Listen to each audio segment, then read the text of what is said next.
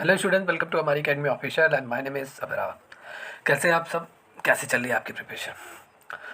देखिए, जितने भी ये हमारे से अकाउंटेंट के स्टूडेंट हैं, आज आपका 22 दिसंबर है और कल शनिवार, परसों आप सभी के लिए बहुत बड़ा दिन है। आप सबका एग्ज़ाम है 24 दिसंबर इवनिंग शिफ्ट। तो आपके पास आज एक दिन और कल एक दिन, 2 दिन अब आपके पास बचा हुआ है। 2 दिन में आपको एक मतलब एक मैं कह सकता हूँ कि जल्दी जल्दी जितना आप पढ़ चुके हैं उतना आप रिवाइज़ कर लीजिए। ठीक है? क्योंकि अब 2 दिन में आपको यही करना है, कुछ नया नहीं पढ़ना है आपको। ठीक है? या तो आप सभी लोग बी रेडी हो जाइए, अपने आप को बूस्ट कीजिए, माइंड सेटअप कीजिए, अपना गोल बनाइए कि एग्ज़ाम है तो एग्ज़ाम को बीट करना है चाहे जैसे। 90 मार्क्स जो आपका बेसिक है उसको पूरा कवर करना है, एंड जो कॉमर्स का जो 40 क्वेश्चन आपके आने वाले हैं उसको पूरा कवर करना है। ठीक है? तो टारगेट सेट कीजिए, सब कुछ हो जाएगा। आपने जितना पढ़ा हुआ है, जितना नोट्स आपके पास है, थियरी नोट्स, एमसीक्यू नोट्स, सभी पूरा कवर करते रहिए। एंड जितने भी स्टूडेंट जो हमारे यहाँ रजिस्टर्ड है उन सभी लोगों को एग्ज़ाम नोट्स मिला होगा, जो क्लास का नोट्स है, थियरी नोट्स, वो पढ़ते रहिए, एमसीक्यू नोट्स पढ़ते रहिए। ई बुक जो लॉन्च हुआ है, ई बुक अच्छे से रिवीजन करते रहिए। ठीक है? टेस्ट सीरीज़ वगैरह जो 40 मॉक टेस्ट है उसको कंप्लीट लगाते रहिए। बहुत सारा मटेरियल है, कवर करते रहिए, सब चीज़ ठीक हो जाएगा, अच्छे से एग्ज़ाम आपका निकलेगा। लेकिन आप लोग अपने 90 मार्क्स जो बेसिक है उसको पीछे मत छोड़िए, उसको अच्छे से लगाइए, उसको अच्छे से फोकस कीजिए। क्योंकि अगर इधर नंबर इंक्रीज रहेंगे तो कॉमर्स में भी अच्छे परफॉर्मेंस अगर आपके हो जाएंगे तो आप एग्ज़ाम को क्रैक भी कर सकते हैं। ठीक है? एंड जितने भी स्टूडेंट जो हमारे UP triple S C auditor के हैं, आप सभी लोगों का कोई डेट वगैरह नहीं आया है, कोई नई अपडेट नहीं आई है, आपका एग्ज़ाम नेक्स्ट ईयर को जा रहा है, तो आप लोग भी टेंशन फ्री होकर अच्छे से पढ़ाई कीजिए, अच्छे से तैयारी कीजिए। जितना भी आपका सिलेबस जारी हुआ है उसी के अकॉर्डिंग पूरा complete 1 by 1 theory, numerical, MCQ सभी कवर करते रहिए। जितने भी स्टूडेंट हमारे यहाँ जो UP triple S C auditor के हैं, जिन्होंने कोर्स लिया हुआ है, आप सबको मैं बता दूँ, आप सबकी क्लासेस, ठीक है, रॉयल्टी की क्लासेस आप सबकी चल रही थी। एंड देन आज आपका इनकम टैक्स, आज दोनों लोगों का मर्ज कर दिया गया है, ऑडिटर वाले या EMRS वाले। क्योंकि EMRS वालों को आज मैं इनकम टैक्स का टॉप 50 क्वेश्चन मैं कराने जा रहा हूँ, और ये इसमें थियरी और न्यूमेरिकल दोनों इसमें आपके हैं। ठीक है? तो इनकम टैक्स आज हम लोग पूरा मैराथन क्लास है, इनकम टैक्स का पूरा कंप्लीट टॉप 51 प्लस क्वेश्चन हम लोग देखेंगे जो एग्ज़ाम में आए हुए क्वेश्चन है, किसी ना किसी एग्ज़ाम में आए हुए ये क्वेश्चन है, चाहे राजस्थान हो, यूपी हो, बिहार हो, जितने भी कॉमर्स के एग्ज़ाम होते हैं ये सभी क्वेश्चन आए हुए क्वेश्चन हैं। तो आज हम लोग इनकम टैक्स मैराथन क्लास पूरा देखेंगे। ऑडिटर वाले स्टूडेंट, आप लोगों का भी इनकम टैक्स है सिलेबस में। ठीक है?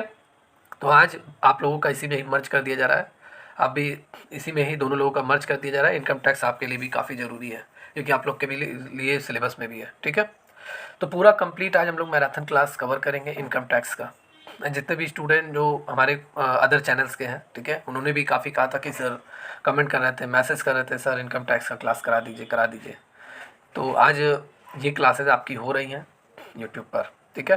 एंड जितने भी student UP triple S C auditor के स्टूडेंट हैं, तैयारी करना चाहते हैं, डिटेल में तैयारी करना चाहते हैं, थियरी, न्यूमेरिकल, एमसीक्यू सभी कंप्लीट फोकस करना चाहते हैं, तो आप सभी लोग जल्दी से जल्दी बैच से ज्वाइन हो जाइए। क्योंकि बैच में लगातार क्लासेस हो रही हैं, 1 बाय 1 सभी क्लासेस कवर कराई जा रही हैं डिटेल एक्सप्लेनेशन के साथ, टेस्ट सीरीज़ वगैरह सब आपको प्रोवाइड किया जा रहा है। तो बैच लेने के लिए आपको हमारी अकेडमी ऑफिशियल ऐप आपको डाउनलोड करना है, वहाँ पर रजिस्टर लॉगिन करके आप बैच से जुड़ सकते हैं। एंड ऑडिटर वाले स्टूडेंट के लिए मैंने बता दिया, टेस्ट सीरीज़ जितने स्टूडेंट को बाई करना है, ये हमारे से अकाउंटेंट के हैं। अभी 2 दिन है, 2 दिन में अगर आप 40 मॉक टेस्ट बीट कर सकते हैं तो आप लोग आज ही टेस्ट सीरीज ज्वाइन कर लीजिए। 2 दिन में आप बहुत सारा टेस्ट सीरीज लगा लेंगे, 40 मॉक टेस्ट आप लगा सकते हैं। ठीक है? अगर लगा लेते हैं तो आप तुरंत बाई कर लीजिए इसे, और इससे रहेगा कॉन्सेप्ट आपका कॉमर्स को लेकर क्लियर हो जाएगा। ठीक है? या तो चलिए, आप यहाँ पे टाइम ज़्यादा हम नहीं लगाएंगे और यहाँ पे आज की मैराथन क्लास स्टार्ट करते हैं। मैराथन क्लास, इसमें आपका पूरा कंप्लीट हम लोग पूरा 5100 क्वेश्चन विद डिटेल एक्सप्लेनेशन के साथ कवर करेंगे। ठीक है? पूरा डिटेल में हम लोग पूरा कवर करेंगे। तो जितने भी स्टूडेंट हैं लाइक कर दीजिए, सब्सक्राइब कर लीजिए चैनल को। ठीक है? या क्योंकि ये क्लास यूट्यूब पे हो रही है, आप सभी स्टूडेंट के लिए, जो भी स्टूडेंट कोर्स हमारा ज्वाइन किए, जो नहीं भी ज्वाइन किए हुए हैं, अदर चैनल्स के हैं, वो भी हमारी क्लास को कवर करते हैं क्योंकि पूरे प्लेलिस्ट को वो लोग देखते हैं। तो उन लोगों के लिए भी आज की क्लास ये यूट्यूब पे कराई जा रही है। ठीक है? चलिए, या today the first question is, व्यक्ति की परिभाषा में सम्मिलित है in included in the definition of person. अगर इनकम टैक्स के लैंग्वेज में कहा जाए कि आपके पर्सन कौन होते हैं, ठीक है, इनकम टैक्स के लैंग्वेज में व्यक्ति की परिभाषा अगर इनकम टैक्स के अकॉर्डिंग दिया जाए, आयकर के अकॉर्डिंग, तो कौन कौन से लोग व्यक्ति में शामिल होंगे? आपका व्यक्ति मतलब पर्सन, हिंदू अनडिवाइडेड फैमिली, कोई कंपनी होगी, या ऑल ऑफ दीज? कौन से लोग व्यक्ति की परिभाषा में आएंगे इनकम टैक्स के अकॉर्डिंग? ठीक है? तो व्यक्ति की परिभाषा में इनकम टैक्स के अकॉर्डिंग आपके कौन कौन से लोग आएंगे? तो आपका ऑप्शन नंबर डी आपका रहेगा, सभी लोग आपके आएंगे व्यक्ति की परिभाषा में। कौन कौन से लोग आएंगे आपके व्यक्ति की परिभाषा में? पर्सन कौन कौन से काउंट होंगे इनकम टैक्स में? कोई पर्सन होगा, अगर कोई व्यक्ति भी है वो भी काउंट होगा, हिंदू अनडिवाइडेड फैमिली का कोई भी मेंबर है वो भी काउंट होगा, कोई भी कंपनी है जो इंडिया में रजिस्टर्ड है वो भी एक इंडिविजुअल पर्सन गिना जाएगा। ठीक है, तो यहाँ पे आपका आंसर रहेगा option number D is your right answer. यहाँ पे अगर हम बात करें तो डिटेल एक्सप्लेनेशन देख लेते हैं। व्यक्ति की परिभाषा में कौन कौन से लोग शामिल रहेंगे? एक व्यक्ति रहेगा, जैसे गीता, राम, अमन, सोहन, कोई भी, ठीक है, गीता, राम, अमन, कोई भी व्यक्ति एज ए, ठीक है। एक पर्सनल व्यक्ति आपका क्या होगा, व्यक्ति में शामिल होगा, ठीक है। हिंदू अनडिवाइडेड फैमिली, अभी भी बहुत सारी फैमिलीज हैं जो एक साथ मिलकर बिजनेस करती हैं, एक ही बिजनेस को संचालित करती हैं, उनके बहुत सारे मतलब कहते नहीं है पट्टे, बहुत सारे उनके चाचा भतीजा इधर उधर, बहुत सारी बहुत बड़ी फैमिली रहती है, ठीक है। तो हिंदू अनडिवाइडेड फैमिली में काउंट किए जाते हैं और ये इनको अलग से मतलब इनकम टैक्स में अलग से इन्हें रजिस्टर्ड किया गया है, हिंदू अनडिवाइडेड फैमिली को, ठीक है। इन्हें भी एक इंडिविजुअल पर्सन माना जाता है, हिंदू अनडिवाइडेड फैमिली। फर्म या व्यक्तियों का समूह, ठीक है, इनको भी व्यक्ति के रूप में भी शामिल किया जाता है। कोई कंपनी हुई जैसे स्टेट बैंक हो गया, पंजाब नेशनल बैंक हो गया, आईसीसी हो गया, ये भी लोग टैक्स पे करते हैं, ठीक है। ये सभी कंपनी भी व्यक्ति में ही शामिल होती हैं। स्थानीय सत्ता जैसे नगर पालिका, जिला परिषद, ठीक है, नगर पालिका परिषद, जिला परिषद, ये भी टैक्स पे करते हैं। देखिए इंडिया में कोई भी अगर रह रहा है, चाहे वो व्यक्ति हो, कंपनी हो, ठीक है, कोई भी फर्म हो, कहीं पर भी कोई भी, सभी लोग टैक्स पे करते हैं। तो सभी को व्यक्ति के रूप में शामिल किया जाता है। कोई आर्टिफिशियल पर्सन है जैसे विश्वविद्यालय हो गया, ठीक है, ये भी टैक्स पे करते हैं, विश्वविद्यालय भी, ठीक है। तो ये आपके क्या होते हैं, ये सभी आपके पर्सन में आपके काउंट होते हैं इनकम टैक्स के अकॉर्डिंग, राइट। समझ में आया? चलिए नेक्स्ट क्वेश्चन। नॉर्मली ये मैंने क्लास में पढ़ाया हुआ है। आयकर अधिनियम कब बना? आयकर अधिनियम, when was the income tax act made? 1961 में बना है, सभी के जुबान पे ही रटा हुआ है, भारतीय आयकर अधिनियम 1961। तो इसमें मैं कोई ऑप्शन नहीं बोलूँगा क्योंकि ये सभी को मालूम होगा, इनकम टैक्स एक्ट 1961। तो 1961 आपका राइट आंसर है। इसके बारे में डिटेल में देख लेते हैं। देखिए आयकर अधिनियम 1961 में बना है आपका, ठीक है, लेकिन ये अधिनियम कब लागू हुआ ये जरूर इंपॉर्टेंट है, इसको याद कर लीजिए। ये बना तो 1961 में है, लेकिन ये लागू हुआ 1 अप्रैल 1962 से। लागू हुआ 1 अप्रैल 1962 से, लेकिन बना कब है? 1961 में, ठीक है। और यह संपूर्ण भारत में जम्मू कश्मीर सहित सभी जगह लागू है इस समय। ऐसा नहीं है कि जम्मू कश्मीर अलग हो गया। धारा 370 अगर हटा है तो वहाँ पर भी भारतीय आयकर अधिनियम वहाँ पर भी लागू है, ठीक है, संपूर्ण भारत में। ये प्रेजेंट टाइम का कंडीशन है। लेकिन एक इंपॉर्टेंट फैक्ट है, इसको याद कर लीजिए आप, ठीक है। और सिक्किम में अगर बात करेंगे तो 1 अप्रैल 1990 से यह सिक्किम में लागू हो गया। उससे पहले सिक्किम में लागू नहीं था। सिक्किम में 1 अप्रैल 1990 से लागू हुआ है। अब बहुत सारे स्टूडेंट कहेंगे कि सर क्यों ऐसा? तो आप सभी लोगों ने एक जीएस में एक टर्म सुना होगा, आपसा, सुना है ना? बहुत सारे मैटर होते हैं इसमें, मतलब जिसमें आपसा के बारे में मैं क्या डिस्कस करूं, आप सभी लोगों को मालूम होगा कि सेना लोगों को परमिशन होता है, कहीं पर भी पूछताछ कर सकते हैं संवेदनशील एरिया में। तो मे भी उसी की वजह से, लेकिन यह है कि 1 अप्रैल 1990 से सिक्किम में लागू हुआ है। और इस समय इनकम टैक्स एक्ट में 298 धाराएँ हैं। कितने सेक्शन है? 298 सेक्शन है इस समय इनकम टैक्स एक्ट 1961 में। ओके या चलिए नेक्स्ट क्वेश्चन है। कर निर्धारण वर्ष होता है जिसमें, कर निर्धारण वर्ष आपका क्या होता है? मतलब the tax assessment year in which, क्या होता है? तो टैक्स असेसमेंट ईयर, क्या ये आपका प्रीवियस ईयर होता है, या प्रीवियस ईयर जिसमें हम अपने इनकम की कैलकुलेशन करते हैं, या इनकम या एक ऐसा ईयर होता है जिसमें हम पैसे कमाते हैं, या एक ऐसा, ये तो ऑप्शन होना ही नहीं चाहिए, ठीक है। करदाता अपनी शादी करता है, टैक्स पेयर मैरिज हिमसेल्फ, ठीक है, अपनी शादी करता है, क्या वो कर निर्धारण वर्ष होता है? और शादी वादी करेगा, पैसे खर्चे होंगे तो उसमें भी पैसे खर्चे होंगे तो उसमें भी टैक्स वगैरह नहीं, ऐसा नहीं है, ये ऑप्शन नहीं रहना चाहिए।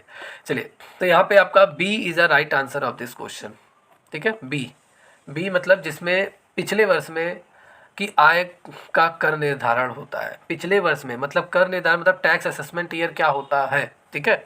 इसको ज़रा डिटेल में देखिए। तो कर निर्धारण आपका असेसमेंट ईयर होता क्या है? देखिए आप लोगों ने 2 वर्ड टर्म्स आपने इनकम टैक्स में सुना होगा। एक सुना होगा क्या? फाइनेंशियल ईयर सुना होगा, एक आपने सुना होगा असेसमेंट ईयर, ठीक है। फाइनेंशियल ईयर क्या है? फाइनेंशियल ईयर जो आपका चल रहा है 2022 से 2023 से 24 चल रहा है, ठीक है। असेसमेंट ईयर आपका क्या होगा? असेसमेंट ईयर 2024 से 25 होगा। मतलब इनकम तो आप इस साल अर्न कर रहे हैं, लेकिन टैक्स आप कब पे करेंगे? अगले साल पे करेंगे, अगले फाइनेंशियल ईयर में, ठीक है।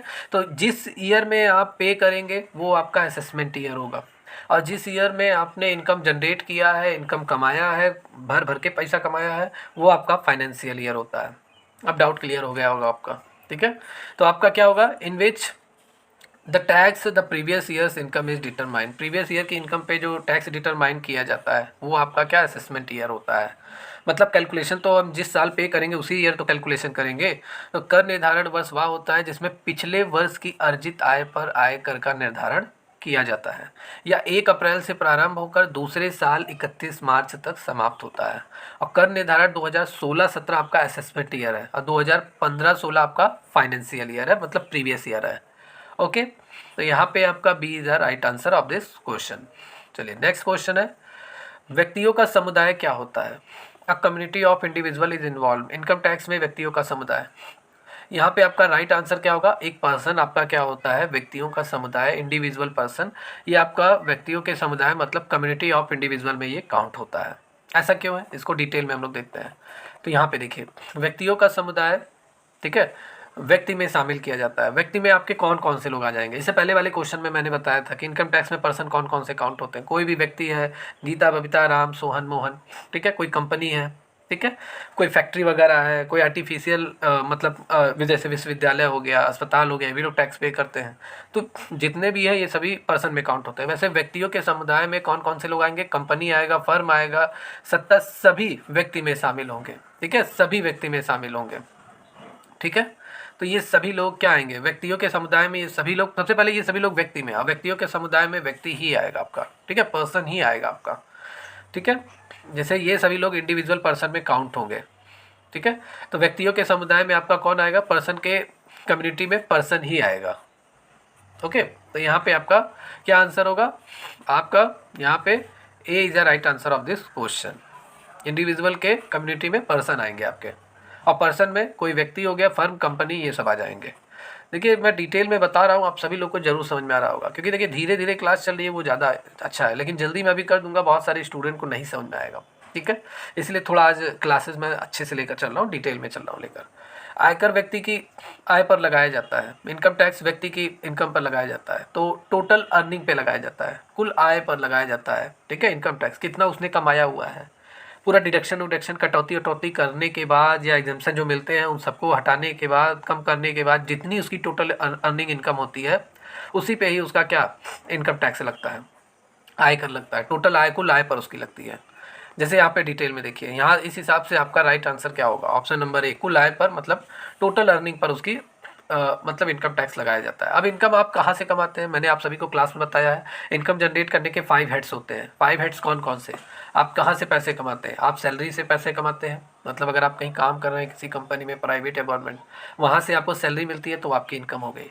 आपने संपत्ति से आय कमा रहा है, मतलब आप अपनी प्रॉपर्टी से इनकम कमा रहे हैं, आपने किराए पे दे रखा है अपनी बिल्डिंग वगैरह, अपना लैंड आपने रेंट पे दे रखा है, किराए पे दे रखा है, अपनी भूमि वगैरह रॉयल्टी पे दे रखा है, तो रॉयल्टी पे अगर आपने दिया है तो इनकम आपको जनरेट हो रही है, वो भी आपकी इनकम हो गई। ये सेकंड हेड हो गया। थर्ड हेड हो गया कि अगर आप बिजनेस कर रहे हैं, ठीक है, या अगर आप डॉक्टर हैं, चार्टर्ड अकाउंटेंट हैं, लॉयर है, तभी आप व्यापार और पेशे से मतलब बिजनेस से और अपने प्रोफेशन से भी पैसा कमा रहे हैं, तो ये भी आपका हेड होता है सैलरी मतलब इनकम जनरेट करने का। फोर्थ हेड है आपका पूंजी से आए, ठीक है, कैपिटल इनकम से आप पैसे कमा रहे हैं, ठीक है, एंड अदर सोर्सेज से आप भी पैसे कमा रहे हैं। अदर सोर्सेज में आप जैसे लॉटरी वगैरह आप जीत गए, केबीसी आपने पैसा जीता, हॉर्स घोड़ा दौड़ मतलब हॉर्स रेसिंग में आपने पैसे लगाए, वहाँ पे पैसे आप जीत गए, गेम हम खेल रहे हैं ऑनलाइन, वहाँ से पैसा जीत रहे हैं, तो ये आपकी अदर सोर्सेज से आय में इंक्लूड होगा, ठीक है। अब ये सभी अगर मान लेते हैं आप पाँचों जगह से पैसे कमा रहे हैं तो पाँचों आपका ऐड होगा, कहीं से भी पैसे कमा रहे हैं आपका सबसे पहले पूरी इनकम ऐड होगी। आपका क्या निकलेगा, सकल आय आपका निकलेगा।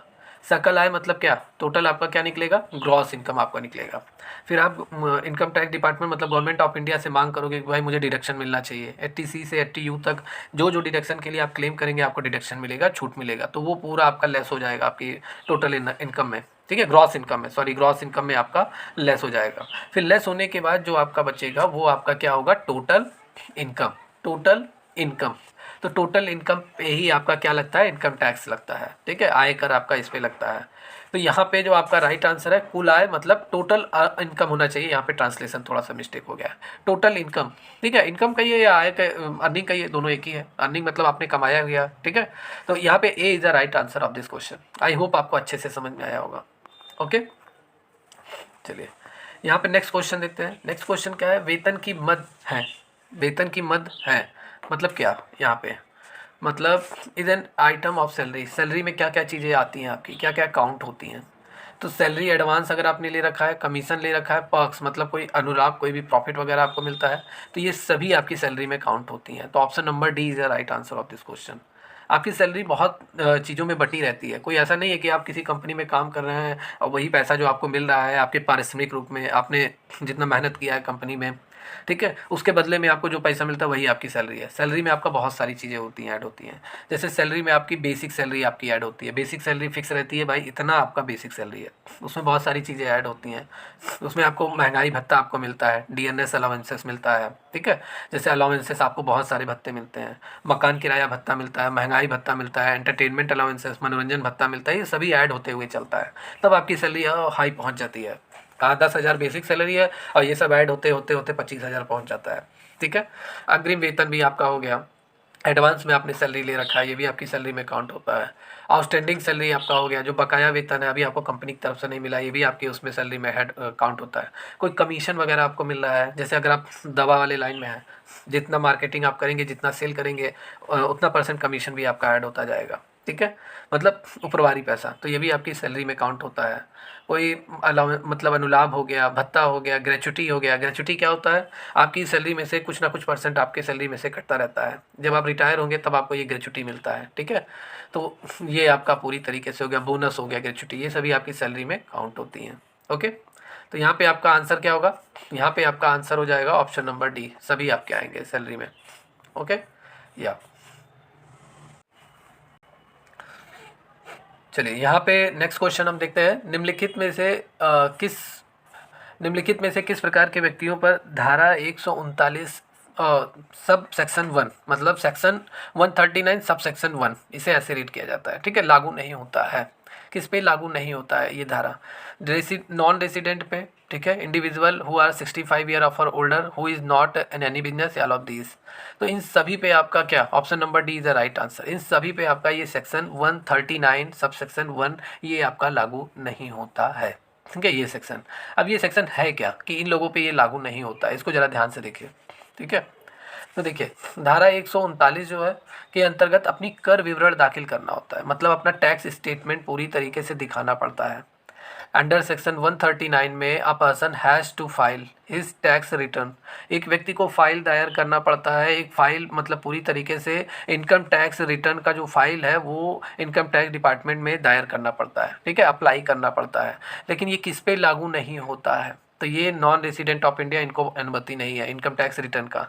आपको इनकम टैक्स जो डिडक्ट कटा हुआ है आपका टैक्स वगैरह, आपको छूट नहीं मिल सकता, मतलब पैसा रिफंड नहीं हो सकता।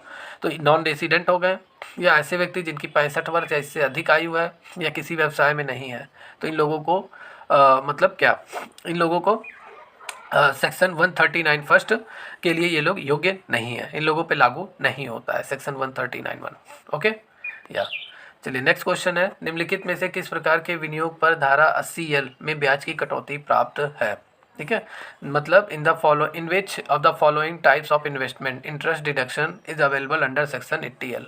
80L के अकॉर्डिंग किस किस चीज़ पे आपको डिडक्शन मिलता है, कौन कौन सी जमा पर आपको क्या इन्वेस्टमेंट में किस किस प्रकार के इन्वेस्टमेंट में आपको छूट मिलता है। तो अगर आपने पोस्ट मंथली इनकम अमाउंट, ठीक है, पोस्ट मंथली मतलब आपने पोस्ट मासिक आय खाता, अगर आपने पोस्ट ऑफिस में अपना मतलब खाता वगैरह खुलवाया हुआ है, वहाँ पे पैसा जमा कर रहे हैं, तो उसकी जमा पे जितना भी आपका इंटरेस्ट बनता है ये पूरी तरीके से कटौती योग्य है, डिडक्शन आपको मिलेगा।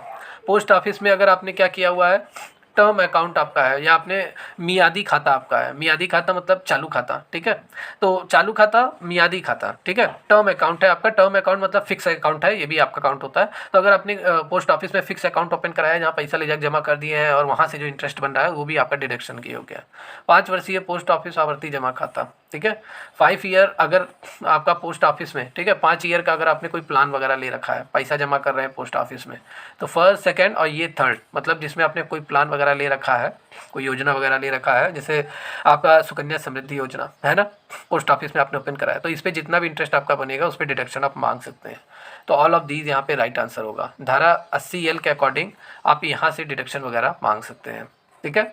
देखिए यहाँ पे कर निर्धारण वर्ष, ये तो थोड़ा पुराना हो गया, ठीक है, 2023-24 मुझे डलवाना चाहिए था। 80L पर कटौती का प्रावधान था, ठीक है, या लाभ धारा 80L, इसको रहने दीजिए, जितना मैंने बताया वो काफ़ी है। तो इन तीनों चीज़ों पे जमा पर जितना भी इंटरेस्ट आपका बनेगा उस पर डिडक्शन आप मांग सकते हैं। चलिए अब यहाँ पे सेक्शन वाले क्वेश्चन आपके स्टार्ट हो गए। सेक्शन 80 डी क्या है, ये किससे संबंधित है? तो सेक्शन 80 डी आपका option number A is the right answer. किससे संबंधित है? विकलांग आश्रित के जीवन निर्वाह और चिकित्सा के संबंध में इससे संबंधित है। मतलब regarding subsistences and medical treatment of disabled dependent person के लिए ये लागू होता है। अब ये है क्या, इसको पहले अच्छे से समझिए। जैसे धारा 80 डी जो है, सेक्शन 80 डी, इसमें करदाता पर कोई विकलांग अगर आश्रित है, कोई भी विकलांग पर्सन, जैसे टैक्स पेयर, जैसे मैं मान लेता हूँ Ram as a tax payer है, ये 80 डी का डिडक्शन मांग सकता है। लेकिन कब मांगेगा? जब कोई भी विकलांग पर्सन, हैंडीकेप पर्सन, ठीक है, विकलांग पर्सन क्या इस पर पूरी तरीके से इस पर आश्रित है, राम पर, ये राम उसका इलाज करा रहा है, ठीक है, उसे चिकित्सा के लिए 1 लाख रुपए तक का छूट प्रावधान है। अगर ये राम क्या करेगा, उस विकलांग व्यक्ति का इलाज कराएगा तो 1 लाख रुपए तक का धारा 80 डी के तहत गवर्नमेंट से टैक्स में छूट मांग सकता है कि मुझे डिडक्शन दीजिए 1 लाख रुपए तक का, ठीक है। और इस आश्रित में कौन कौन से लोग होंगे? राम का अगर भाई कोई है, भाई बहन है, विकलांग है, वो भी शामिल हो सकते हैं, उसके पत्नी, उसके बच्चे, उसके माता पिता, ये सभी लोग शामिल हो सकते हैं। तो धारा 80 डी विकलांग आश्रित के जीवन निर्वाह एंड चिकित्सा के संबंध में जितना भी एक्सपेंसेस हुआ है, जितने भी खर्चे हुए हैं, उसमें वो 1 लाख रुपए तक का डिडक्शन मांग सकता है। टोटल जितनी इनकम होगी राम की, उसमें 1 लाख रुपए तक का छूट मांग सकता है धारा 80 डी सेक्शन 80 डी के तहत। चलिए नेक्स्ट क्वेश्चन है, ग्रेच्युटी भुगतान अधिनियम लागू हुआ, ठीक है। Gratuity payment act came into force, कब ग्रेच्युटी आपका पूरी तरीके से लागू हुआ? तो 1972 में आपका ग्रेच्युटी लागू हुआ। देखिए ऐसे ही क्वेश्चन आपके एग्जाम में आएंगे, ठीक है। तो ग्रेच्युटी आपका कब लागू हुआ? 1972 में। C is the right answer of this question. आइए जान लेते हैं ग्रेच्युटी है क्या। देखिए मैं जितनी भी चीज़ें आपको बता रहा हूँ सब डिटेल में बता रहा हूँ, कहीं अदर जगह आपको जाने की जरूरत भी नहीं पड़ेगी।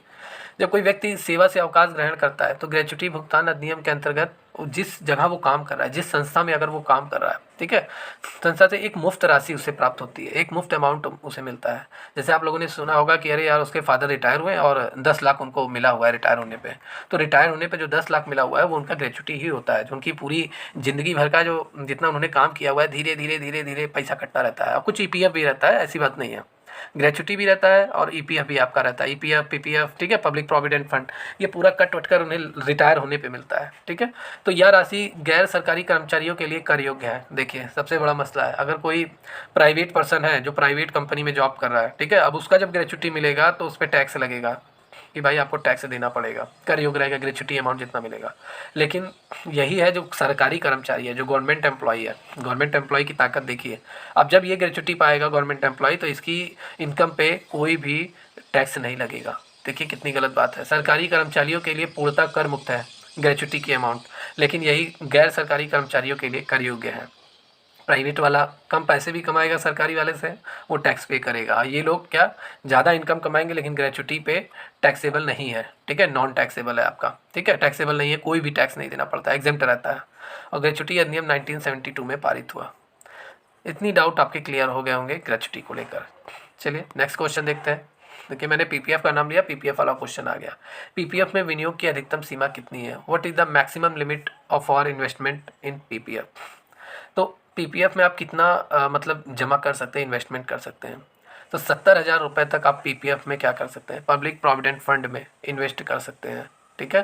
पब्लिक प्रोविडेंट फंड में 70,000 रुपये तक आप इन्वेस्ट कर सकते हैं पीपीएफ में, पब्लिक प्रोविडेंट फंड। अब 70,000 रुपये तक कर रहे हैं तो क्या क्या इसमें आपको कौन कौन से लाभ मिलेंगे, कौन कौन से नहीं मिलेंगे? तो the maximum limit investment in PPF public 70,000 maximum limit. अगर इससे ऊपर अगर आप जमा करते हैं, ठीक है, तो भारतीय आयकर अधिनियम 1961 के तहत करदाता को कोई भी लाभ नहीं मिलेगा। The tax pair does not get any benefit under tax act 1961 on the investment about this. 70,000 से अगर ऊपर आप कितना भी पैसा पीपीएफ में डालेंगे तो आपको कोई भी छूट वगैरह नहीं मिलेगा, कोई डिडक्शन नहीं मिलेगा, कोई लाभ नहीं मिलेगा। तो ये आपसे पूछा जा सकता है, इंपॉर्टेंट है। तो इन्वेस्टमेंट की अधिकतम सीमा मैक्सिमम लिमिट कितनी है? 70,000 रुपये। तो C is the right answer of this question. चलिए नेक्स्ट क्वेश्चन है, धारा 80E की कटौती प्राप्त है, इस section 80E deduction available. 80E क्या है, सबसे पहले इसको जानिए। तो ये तो आप लोगों को मालूम होगा, ये एक डिडक्शन है, ठीक है। आपको आपकी टोटल इनकम पे जो डिडक्शन मिलता है 80C से 80U तक आप मांग सकते हैं, ठीक है। तो धारा 80E आपका एक सबसे पहले ये डिडक्शन है, ये कटौती है। आप टैक्स के रूप मतलब आप छूट मांग सकते हैं अपनी इनकम पे टैक्स के लिए। तो ये तो डिटेल, लेकिन ये है क्या पूरी तरीके से जानिए। तो ये आपका उच्च शिक्षा के लिए प्राप्त ऋण पर, मतलब on loan obtain from higher education. Higher education के लिए अगर आपने लोन वगैरह लिया हुआ है, बहुत सारे लोग लेते हैं, तो पहले इसका आंसर क्या होगा, option number B is the right answer. बहुत सारे लोग होते हैं जो अपने हायर एजुकेशन के लिए या अपने लड़के के हायर एजुकेशन के लिए क्या लेते हैं, लोन वगैरह लेते रहते हैं, ठीक है। अपने लड़के को ऑस्ट्रेलिया भेजना है पढ़ने के लिए, रूस भेजना है, या इंडिया में ही मुंबई भेजना है, दिल्ली भेजना है पढ़ने के लिए, अच्छे से स्कूल में एडमिशन कराना है, तो लोन वगैरह लेते हैं। अब उस लोन पे बैंक से लोन लिया गया तो उस पर इंटरेस्ट बनेगा कि नहीं बनेगा लोनिंग अमाउंट पे। तो गवर्नमेंट भी कहती है कि अगर आपने हायर एजुकेशन के लिए अगर लोन वगैरह लिया हुआ है तो उस पर जितना भी ब्याज बनेगा, क्या जितना भी ब्याज बनेगा वो धारा 80E मतलब सेक्शन 80E के तहत पूरी तरीके से उस पर आपको डिडक्शन मिलेगा, कटौती मिलेगी, ठीक है। पूरी तरीके से आपको उस पर क्या कटौती मिलेगी, ठीक है। तो हायर एजुकेशन के लिए अगर आपने लोन लिया है उस पर जितना इंटरेस्ट बनेगा उस पर आपको कटौती मिलेगा, डिडक्शन मिलेगा। तो ये धारा 80E में पूरी तरीके से मेंशन है। तो B is the right answer of this question. Okay, देखिए अगर आपको क्वेश्चन समझ में आ रहा हो, पढ़ाया मेरा समझ में आ रहा है, तो आप लोग एक सब्सक्राइब मतलब एक लाइक ज़रूर कर दीजिए। जितना लाइक करेंगे, जितना शेयर करेंगे, उतना ही मुझे मोटिवेशन मिलेगा। मैं आप सभी के लिए ऐसे ही इंपॉर्टेंट क्लास में लाता रहूँगा, ठीक है। नेक्स्ट क्वेश्चन है, महिलाओं को किस धारा के अंतर्गत छूट प्राप्त है, ये भी पूछा जा रहा है। Under which section do women get exemption, किस धारा के अंतर्गत महिलाओं को, तो ये ऑप्शन नंबर ए धारा 88C के तहत, सेक्शन 88C के तहत जितनी भी इंडियन वुमेन है वो गेट एग्जेम्पशन, उन्हें छूट मिल सकती है, ठीक है। लेकिन किस कंडीशन में, अगर वो महिलाएं 65 वर्ष से कम आयु की हैं तो उन्हें 88C के तहत छूट का प्रावधान है। बहुत सारे छूट उन्हें मिलेंगे, जितना भी वो डिडक्शन की मांग करेंगे, जितना भी एग्जम्पशन जो भी रहेगा इनकम, वो पूरी तरीके से इन्हें मिलेगा। लेकिन कौन से लोगों को, जो 65 साल से नीचे वाले हैं, 65 साल से ऊपर वालों को कोई भी डिडक्शन वगैरह नहीं मिलेगा, ठीक है। लेकिन नीचे वालों को 88C के तहत इंडियन वुमेन को डिडक्शन वगैरह की मांग कर सकते हैं। गेट एग्जेम्पशन, छूट का प्रावधान है, छूट के लिए ये अप्लाई कर सकते हैं, छूट मिल जाएगा, ठीक है। या वरिष्ठ नागरिकों को छूट प्राप्त है, any are senior citizen exempt, senior citizen के लिए एग्जेम्प्टेड है। कौन कौन सी इनकम एग्जेम्प्टेड रहेंगी, कौन कौन सी इनकम उन्होंने जनरेट किया है कि वो पूरी तरीके से माफ़ हो जाएगा, उस पर कर नहीं लगेगा, उस पर टैक्स नहीं लगेगा, वो पूरी तरीके से एग्जेम्प्ट होगा। तो option number A at 88B section आपसे पूछा जाएगा, सेक्शन याद कीजिए, सेक्शन 80B के तहत, 88B के तहत, ठीक है। जितने भी 65 वर्ष से अधिक आयु के करदाता हैं उन्हें 88B के तहत छूट का प्रावधान है, ठीक है। और इन लोगों का कितना था, वुमेन का कितना था, ये देखिए, ये वरिष्ठ नागरिक का था, और वुमेन वालों का 88C था, ठीक है। और ये 65 वर्ष से कम आयु की थी, ठीक है ये। और वरिष्ठ नागरिक मतलब आपके क्या होंगे, 65 वर्ष, देखिए आपके, मैं यहाँ पे डिस्कस कर लूँ, 18 से लेके 60 तक के लोग, ये आपके नॉर्मल इंडिविजुअल में काउंट होंगे। और 60 से लेके 80 के बीच में आपके सीनियर सिटीजन काउंट होंगे। सीनियर सिटीजन जिसकी साल 80 साल से है और 80 साल से अबव, कितने साल तक वो जिंदा रह रहे हैं, वो सुपर सीनियर सिटीजन में काउंट होंगे, ठीक है। तो 3 तरह के सिटीजन होते हैं, एक इंडिविजुअल सिटीजन होते हैं, एक आपके सीनियर सिटीजन, और एक सुपर सीनियर सिटीजन आपके होते हैं। ओके, तो यहाँ पे आंसर 88B आपका रहेगा। थोड़ा अब हम फास्ट चलते हैं क्योंकि काफ़ी क्वेश्चन अभी कवर कराना है, ठीक है। फार्म हाउस के प्रबंधक को मिलने वाला वेतन है, what is the salary receive by farm house manager. Farm house का जो मैनेजर है अगर उसे सैलरी मिल रहा है, ठीक है, तो वो किस में काउंट होगा, ये पूछा जा सकता है। भाई फार्म हाउस का जो मैनेजर है उसको किस में काउंट होगा, सैलरी, ठीक है, सैलरी से उसका काउंट होगा, या उसका इनकम फ्रॉम लैंड से काउंट होगा, जो इनकम उसे मिल रही है फार्म हाउस का जो मैनेजर है, अगर उसे इनकम वगैरह जनरेट हो रही है, क्या उसकी सैलरी वाले हेड में काउंट होगी, या इनकम फ्रॉम लैंड में काउंट होगा, ऑब्टेन फ्रॉम एग्रीकल्चर में काउंट होगा, या रिवॉर्ड में काउंट होगा। तो देखिए मैनेजर है वो किसी के अंडर में काम कर रहा है, अब किसी के अंडर में काम कर रहा है, उसकी स्वयं की संपत्ति नहीं है फार्म हाउस, ठीक है। ये मैनेजर है, इसका फार्म हाउस ये नहीं है, बस ये यहाँ पे काम कर रहा है मैनेजर के रूप में, तो इसे सैलरी में काउंट होगा। जितना पैसा मिलेगा वो सैलरी इनकम में इसका काउंट होगा। A is the right answer of this question. Okay, वेतन से आय में देखिए, फार्म हाउस से प्राप्त आय को कृषि आय मानते हैं, जो कि पूरी तरीके से क्या है, एग्जेम्प्ट है पूरी तरीके से, इस पर कोई भी टैक्स फ्री है, कोई भी टैक्स नहीं देना पड़ता है। परंतु फार्म हाउस के प्रबंधक को जो भी वेतन मिलता है वो वेतन से प्राप्त आय मानकर उस पर कर लगाया जाता है। देखिए फार्म हाउस से जितनी इनकम होगी, जितनी भी इनकम, ये आपका किस में काउंट होगा, ये एग्रीकल्चर इनकम में काउंट होगा, एग्रीकल्चर एआई एग्रीकल्चर इनकम में काउंट होगा। और ये पूरी तरीके से टैक्स फ्री होगा, गवर्नमेंट इससे आपसे टैक्स नहीं लेगी, ये पूरी तरीके से फ्री होगा। लेकिन इस फार्म हाउस से जो मैनेजर को पैसा मिलेगा, मैनेजर अपनी इनकम पे टैक्स देगा। क्यों देगा? क्योंकि ये जो मैनेजर की इनकम जो है ये सैलरी में काउंट होगा, सैलरी वाले हेड में काउंट होगा, ठीक है, क्योंकि ये काम कर रहा है, इसे सैलरी मिल रही है, तो ये टैक्स पे करेगा। लेकिन फार्म हाउस से जितनी भी इनकम होगी इसके मालिक को, वो टैक्स नहीं देगा, वो एग्रीकल्चर इनकम में काउंट होगा, ठीक है। तो एक साथ दो क्वेश्चन यहाँ पे आपके हैं। चलिए नेक्स्ट क्वेश्चन है, आयकर अधिनियम 1961 किस धारा के अंतर्गत कृषि आयकर से मुक्त है? कृषि आय आयकर से मुक्त है। तो आपसे क्या पूछा जा रहा है, under which section income tax act 1961 agriculture income is exempted from income tax. तो सेक्शन आपसे पूछा जा रहा है, तो section 10 and sub section first, section 10 and sub section first में पूरी तरीके से एग्रीकल्चर इनकम के बारे में मेंशन किया गया है, एग्रीकल्चर इनकम, ठीक है। एग्रीकल्चर इनकम हमेशा क्या होता है, टैक्स फ्री होता है, टैक्स से एग्जेम्प्ट होता है। धारा 10(1) के अंतर्गत कृषि आयकर से मुक्त होती है, कृषि आय आयकर से मुक्त होती है। तो यहाँ पे आपका right answer A is a right answer of this question. धारा 10(1) में आपका कृषि आय के बारे में बताया गया है। थोड़ा फास्ट चलेंगे, किस धारा के अंतर्गत कर मुक्त ब्याज को परिभाषित किया गया है, मतलब किस सेक्शन में आपका टैक्स फ्री इंटरेस्ट के बारे में बताया गया है? तो धारा 10 उपधारा 15 में, मतलब सेक्शन 10 एंड सब सेक्शन 15 में आपका ये पूरी तरीके से मेंशन है, ठीक है। मतलब टैक्स फ्री इंटरेस्ट के बारे में यहाँ पे पूरी तरीके से बताया गया। करदाता को जितना अपना वो इन्वेस्टमेंट करता है, जितना भी विनियोग करता है, जितना इन्वेस्टमेंट करता है, कहीं से भी उसे जितना भी इंटरेस्ट की कमाई होती है, वह अन्य प्रकार आय के अन्य स्रोतों से मानकर कर योग्य तो होता है, परंतु आयकर अधिनियम 1961 के धारा मतलब सेक्शन 10 सब सेक्शन 15 के अंतर्गत सरकारी प्रतिभूतियाँ जितनी भी रहेंगी वो पूरी तरीके से ब्याज जितना भी उसे मिलेगा, ठीक है, गवर्नमेंट सिक्योरिटीज से जितना भी मिलेगा इंटरेस्ट वगैरह, वो पूरी तरीके से टैक्स फ्री रहेगा, टैक्स एग्जेम्प्ट रहेगा, ठीक है। तो यहाँ पे right answer A is the right answer of this question. चलिए नेक्स्ट क्वेश्चन है, धारा 2 मतलब section 2 sub section 7 is related to, किससे संबंधित है? तो ये करदाता से संबंधित है, टैक्स पेयर से संबंधित है। धारा 2 उपधारा 7 पूरी तरीके से करदाता से संबंधित है, ठीक है। आय कर से नहीं, ना ही प्रॉफिटेबिलिटी से, ना ही इनकम फ्रॉम सैलरी से, ये किससे संबंधित है? करदाता से, जो टैक्स पे करता है। करदाता में कौन कौन से लोग काउंट होंगे टैक्स पेयर में? टैक्स पेयर में आपका individual person, firm, company, Hindu undivided family या परमानेंट एंटिटी या डीम्ड टैक्स पेयर माना हुआ करदाता, ये सभी लोग आपके क्या आएंगे? धारा सेक्शन 2 सब सेक्शन 7 में पूरी तरीके से ये रिलेटेड होंगे, ठीक है, करदाता से संबंधित होता है। मतलब इसी में ही इन लोगों के बारे में मेंशन किया गया है, धारा 2 में इन सभी टैक्स पेयर के बारे में बताया गया।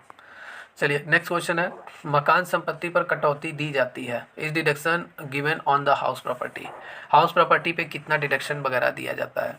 तो ये मैंने क्लास में पढ़ाया हुआ है, 30% ऑफ एनुअल वैल्यू, टोटल वार्षिक मूल्य का 30% आपको डिडक्शन वगैरह मिलता है, छूट मिलता है मकान की संपत्ति से। अगर आपने अपनी प्रॉपर्टी से जितना भी इनकम जनरेट किया है, जितना भी अपनी मकान संपत्ति से जितना भी पैसा जनरेट किया है, उसका जो टोटल वार्षिक मूल्य रहेगा, एनुअल वैल्यू रहेगा, उस पर 30% आपको डिडक्शन मिलेगा, ठीक है।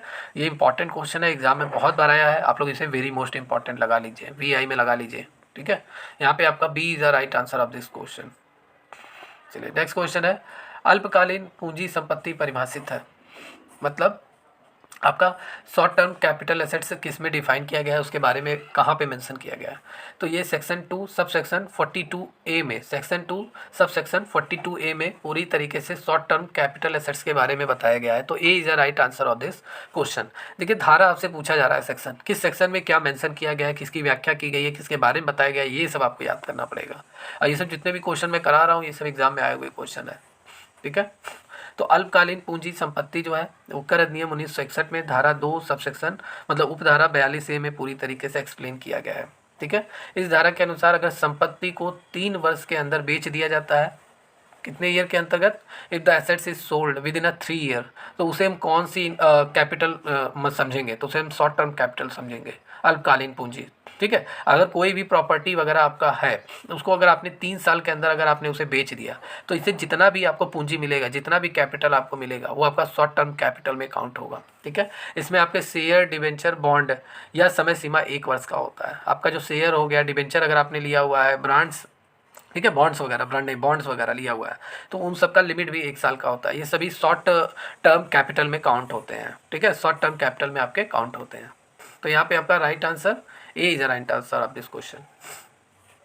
नेक्स्ट क्वेश्चन है, संयुक्त हिंदू परिवार की निवास स्थिति क्या है? संयुक्त हिंदू परिवार की, तो संयुक्त हिंदू परिवार स्थिति स्पष्ट कीजिए। Residential status of Hindu undivided family, तो ये आपके निवासी भी हो सकते हैं, अनिवासी नॉन रेसिडेंट ऑफ इंडिया भी हो सकते हैं, और एक्स्ट्रा ऑर्डिनरी रेसिडेंट भी आपके हो सकते हैं। तो अबव आपके सभी हो सकते हैं।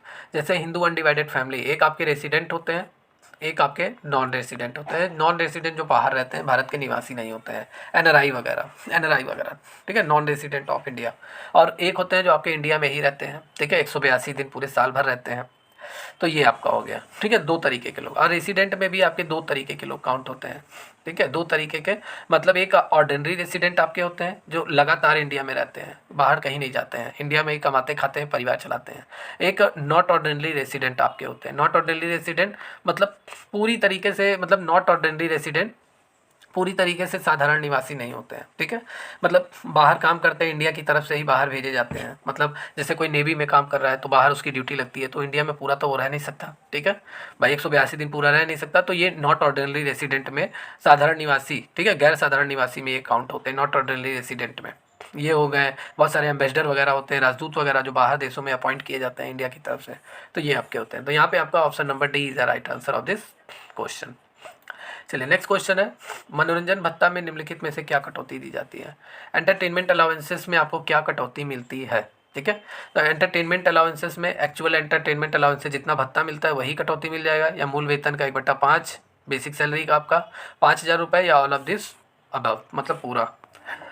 तो यहाँ पे आपका D is the right answer of this question. ठीक है, क्या क्या डिडक्शन मिलता है एंटरटेनमेंट अलाउंसेस में? ये सभी आपको डिडक्शन मिलता है, मतलब actual entertainment allowances, basic salary का 1/5 या 5,000 रुपये, सभी आपको छूट मिलेगा। लेकिन कंडीशन क्या क्या है उसको ज़रा ध्यान से देखिए। सरकारी कर्मचारियों के लिए मनोरंजन भत्ता पूरी तरीके से टैक्स फ्री रहता है, एग्जम्प्ट रहता है, ठीक है, टैक्स फ्री रहता है। झेलते कौन लोग हैं? मतलब गैर सरकारी कर्मचारी। प्राइवेट कर्मचारी हर जगह से मार खा जाता है, उसे ये सबसे पहले उन लोगों के लिए ये कर मुक्त नहीं रहता है, ठीक है, नॉन गवर्नमेंट एम्प्लॉयज़।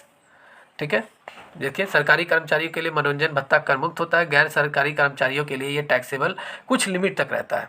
ठीक है, जो सबसे कम रहेगा वही पूरी तरीके से रहेगा, मतलब देना तो पड़ेगा लेकिन कुछ लिमिट तक रहता है। जैसे क्या, actual entertainment allowances section 16 sub section second में 1/5 बेसिक सैलरी या 5,000, तीनों में से जो सबसे कम रहेगा वही पूरी तरीके से क्या होगा, एग्जेम्प्ट होगा। ठीक है, एग्जेम्प्ट रहता है या। तो यहाँ पे आपका क्या होगा, D is the right answer of this question. चलिए 20 नंबर क्वेश्चन है, यदि करदाता गत वर्ष में भारत का निवासी है तो निम्नलिखित में से किस प्रकार की आय पर कर चुकाएगा? मतलब if the tax payer is a resident of India in the previous year then he will pay tax on which following types of income, किस प्रकार की इनकम पे वो टैक्स पे करेगा? ठीक है, तो यहाँ पे आपका ऑप्शन नंबर डी, सभी जगह अगर उसने पैसे कमाए हैं तो वो टैक्स पे करेगा। अगर उसने अर्न इन इंडिया, इंडिया में उसने पैसा कमाया है और रिसीव भी उसने इंडिया में ही किया हुआ है, जैसे आप इंडिया में ही कमा रहे हैं, इंडिया में खा रहे हैं, तो आपको टैक्स पे करना पड़ेगा। ठीक है, कोई भी टैक्स पेयर है। अगर उसने इंडिया में रिसीव कमाया है, इंडिया में अर्न किया है लेकिन विदेश में अर्जित किया है, जैसे मैंने बोला ना एम्बेसडर की जो इनकम होती है उस पर भी टैक्स लगेगा। अगर वो इंडिया में उसने कमाया है लेकिन रिसीव वो कहाँ कर रहा है, विदेशों में कर रहा है, तो ये भी टैक्सेबल होगा आपका। ठीक है, विदेश में कमाया है लेकिन भारत में प्राप्त किया है, भाई विदेश में आप सऊदी उदी जाके कमा रहे हैं लेकिन रिसीव कहाँ कर रहे हैं, इंडिया में कर रहे हैं, तो ये भी। और बहुत सारे एम्बेसडर जो होते हैं दूसरे देशों के रहते हैं, वो तो दूसरे देश के हैं, इनकम तो उन्हें, जैसे ऑस्ट्रेलिया का कोई एम्बेसडर है इंडिया में काम कर रहा है, इंडिया में वो इनकम रिसीव कर रहा है, तो उसकी इनकम पे भी टैक्स लगेगा। ठीक है, तो कोई भी टैक्स पेयर है अगर वो इन कंडीशन में पैसे कमा रहा है तो इंडिया में टैक्स उसे देना पड़ेगा। ठीक है, तो option number D is the right answer. यहाँ पे देखिए, हाँ, अगर कोई भी करदाता इन सभी शर्तों को पूरा करता है तो वो पूरी तरीके से टैक्सेबल होगा उसकी इनकम। तो यहाँ पे आपको ये समझ में आया, आई होप अच्छे से समझ में आया होगा। चलिए नेक्स्ट क्वेश्चन है, निवासी के लिए एक व्यक्ति गत वर्ष के 4 वर्षों में कुल मिलाकर कितने दिन भारत में रहे? मतलब रेसिडेंट होने के लिए क्या कंडीशन है ये पूछा जा रहा है कि वो भारत में इतने दिन रहे, भारत का रेसिडेंट हो जाए। तो टोटल 362 दिन यहाँ पे आपका आंसर आ रहा है। अब ये है क्या, 362 नहीं, यहाँ पे 365 होना चाहिए, ऑप्शन नंबर बी रहना चाहिए, यहाँ सी नहीं बी रहना चाहिए। ठीक है, हो जाता है टाइपिंग ऑपरेटर से हमारी मिस्टेक। तो व्यक्ति को साधारण निवासी होने के लिए गत वर्ष में कम से कम उसे 60 दिन रहना चाहिए, और गत वर्ष के पूर्व के 4 वर्षों में कम से कम 365 दिन रहना चाहिए। मतलब दोनों, या तो वो प्रीवियस ईयर में अगर वो 60 दिन रहा है, ठीक है, और प्लस मतलब गत वर्ष के पूर्व, मतलब प्रीवियस ईयर के पूर्व 4 साल तक, ठीक है, वो पूरे इंडिया में कितना दिन रहा है, 365 दिन रहा है, ठीक है, कम से कम 4 वर्ष मिलाकर। तो वो क्या होगा, वो पूरी तरीके से इंडिया का रेसिडेंट काउंट होगा, इंडिया का निवासी माना जाएगा। दोनों कंडीशन उसे फॉलो करना पड़ेगा। देखिए यहाँ पे तथा लगा हुआ है, मतलब एंड लगा हुआ है आपका, ठीक है। तो कम से कम 60 दिन प्रीवियस ईयर और प्रीवियस ईयर के पहले के 4 सालों तक 365 दिन भारत में रहा हो तो इंडिया का रेसिडेंट होगा। तो यहाँ पे आपका आंसर क्या होगा, आंसर नंबर बी, 365 दिन। ओके, नेक्स्ट क्वेश्चन है क्वेश्चन नंबर 22। कौन सा आय का स्रोत नहीं है आपका? शिक्षा से प्राप्त ज्ञान, भीख में मिला धन, चोरी या उपयुक्त सभी, ठीक है। तो कौन सा इनकम के हेड में, सोर्स ऑफ इनकम के हेड में काउंट नहीं किया जाता है? तो शिक्षा से प्राप्त धन, देखिए सबसे पहले यहाँ पे आप देखिए एक्सप्लेनेशन देखिए, ये थोड़ा टिपिकल क्वेश्चन है, बहुत सारे स्टूडेंट इसमें कंफ्यूज होंगे। तो जितना भी क्वेश्चन में एक्सप्लेन किया गया है ये सभी इनकम, ठीक है, ये कर योग्य होता है। ये क्या होता है, कर योग्य होता है, चाहे वह अवैधानिक हो या वैधानिक, चाहे ये आपका लीगल हो या स्टैच्यूटरी सोर्सेज है, ठीक है, इलीगल हो।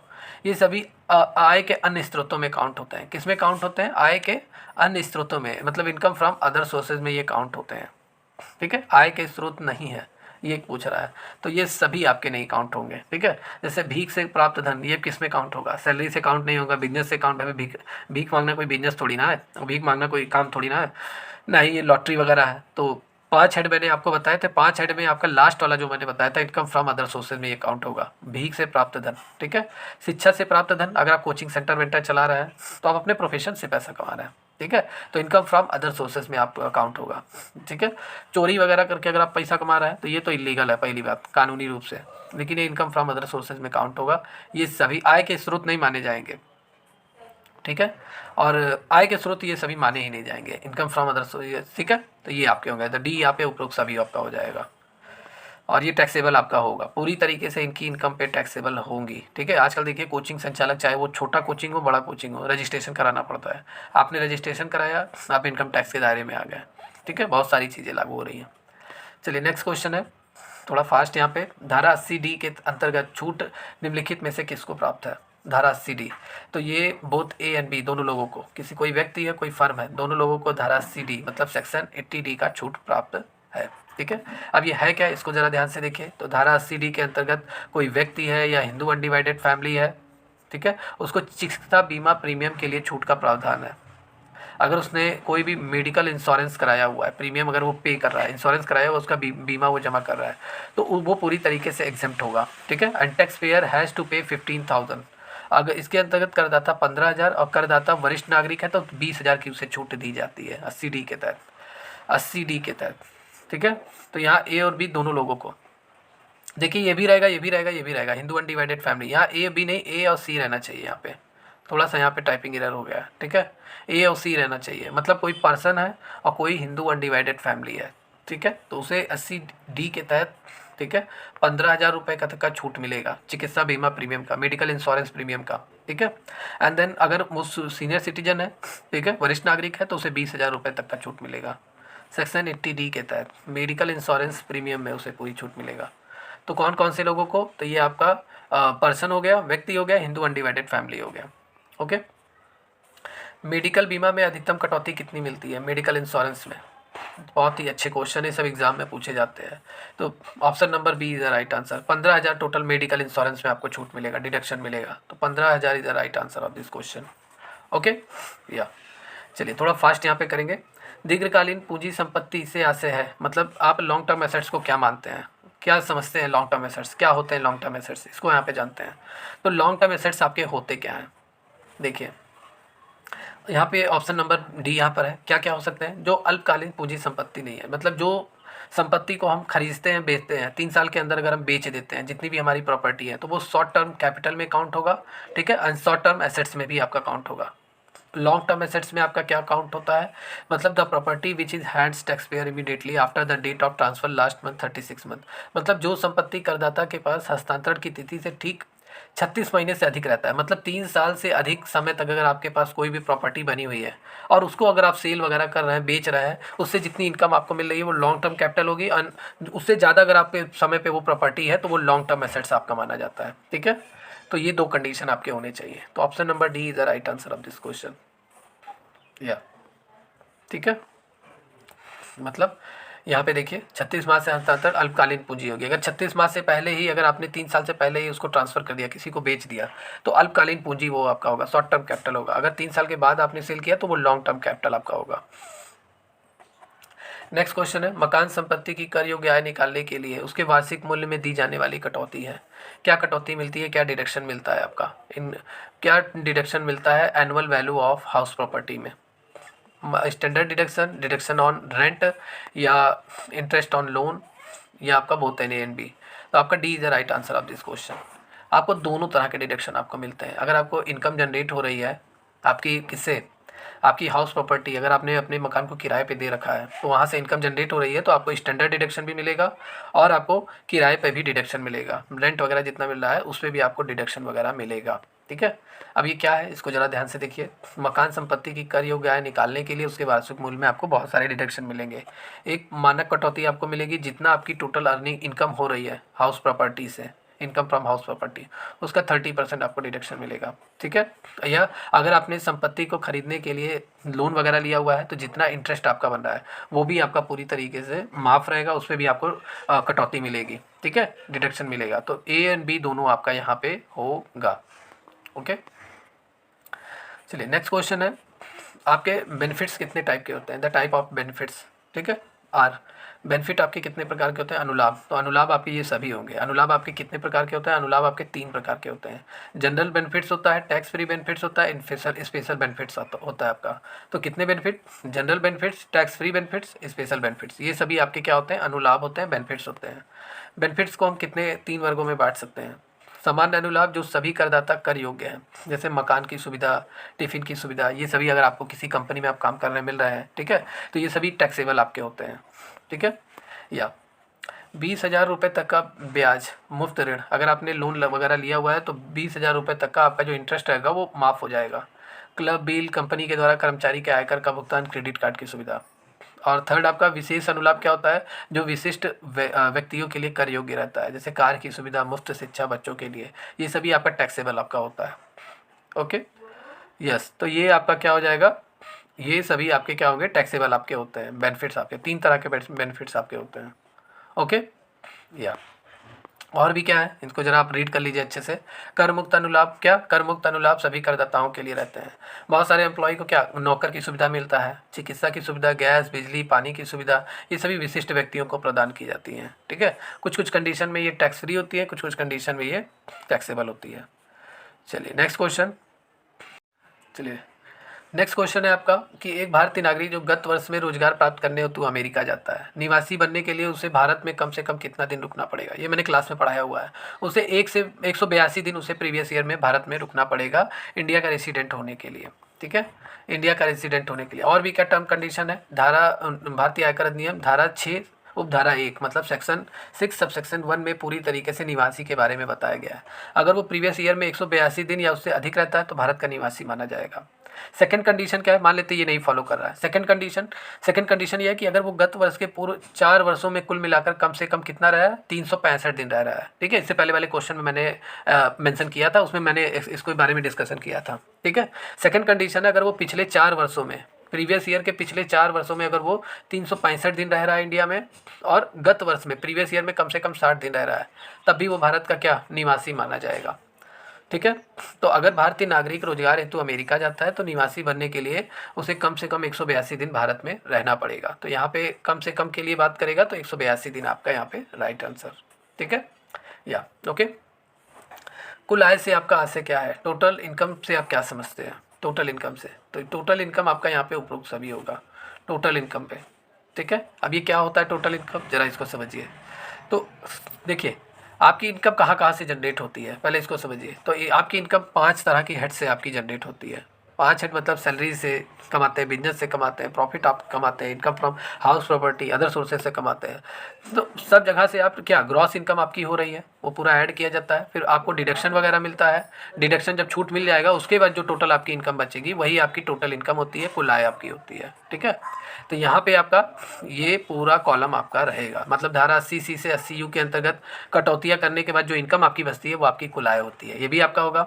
वेतन, मकान, पूंजी, अन्य स्रोतों से अगर आपको टोटल अर्निंग हो रही है, ये भी आपका कुल आय हो सकता है, क्योंकि अगर आप डिडक्शन वगैरह ना लें तो यही आपका टोटल टैक्सेबल इनकम आपका होगा, मतलब कुल आय आपका यही होगा, इसी पे ही आपका टैक्स लगेगा अगर आप डिडक्शन की मांग नहीं करते हैं। ठीक है, या और यहाँ पे आपका लगभग यहाँ पे डी आंसर आपका राइट होगा। ठीक है, समझ में आ रहा होगा आपको। ओके, चलिए नेक्स्ट क्वेश्चन है, तांबे की खदान इसका एक उदाहरण है। तांबे की अगर आपके पास कॉपर माइन है तो वो किसका एग्जाम्पल है? तो आपका एक र्यून प्रॉपर्टी आपकी मानी जाती है, बर्बाद संपत्ति मानी जाती है। अब आप कहेंगे ऐसा क्यों? देखिए, तांबे की जो खान होती है, दिन प्रतिदिन अगर आप कोयला निकालते जाते हैं, तांबा निकालते जाते हैं, या कोयले का खान है कोयला निकालते जाते हैं, तो एक समय बाद ये सभी सोर्सेज क्या है, आपको अपने घर से नहीं मिल रहा है, ये नेचुरल भगवान द्वारा दिया जा रहा है, नेचुरली आपको मिल रहा है। अब लगातार आप उस चीज़ का यूज़ करते जाएंगे, एक समय बाद क्या होगा, कोयला खत्म हो जाएगा, तांबा खत्म हो जाएगा। इसीलिए ये एक बर्बाद संपत्ति मानी जाती है, वेस्ट रून प्रॉपर्टी मानी जाती है।